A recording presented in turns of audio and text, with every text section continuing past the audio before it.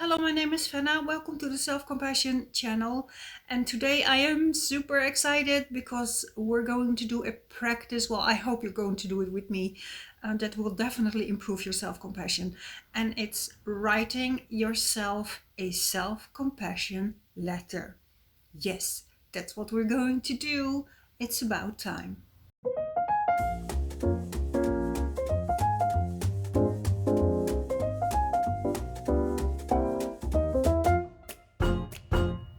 We are going to write a self-compassion letter towards ourselves, and it may sound a little bit fake or a little bit new agey, wishy-washy. It's actually not. It's just writing something towards yourself, and the approach is friendly, with friendliness.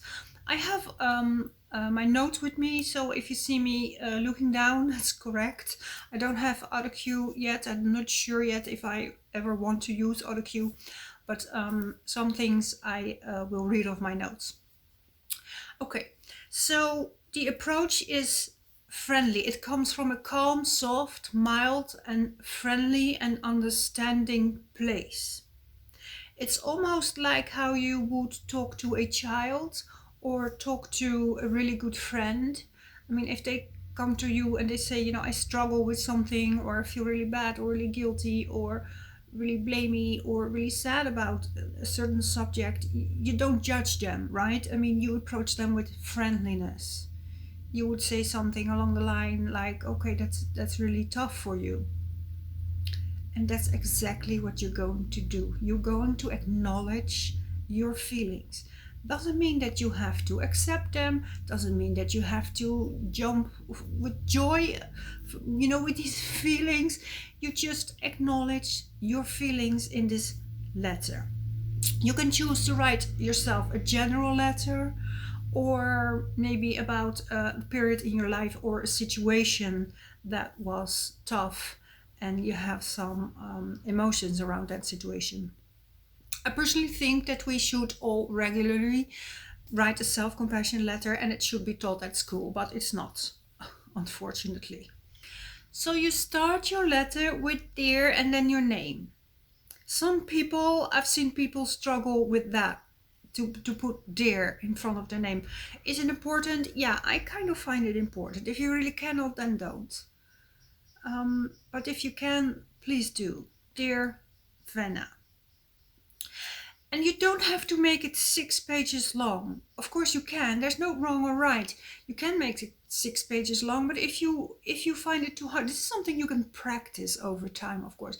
If you find this really hard, or your inner voice, your critical voice, is protesting too much and it gets really uncomfortable, just write one sentence. Just one sentence. And build it up from there. And remember, no one has to read this.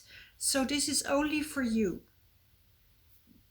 You can, write whatever you want. No one has to know this.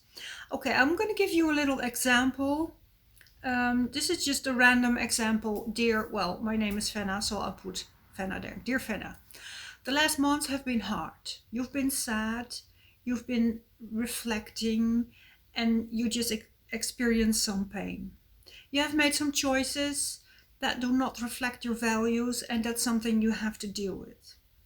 You feel guilty and bad, but please know that everybody goes through this in their lives once or twice, and having these feelings are quite normal. Actually, I think some of these things you handled quite well. You worked really hard for it, and no matter how hard you fall, you always get up and you approach things with kindness. Again, this is just an example.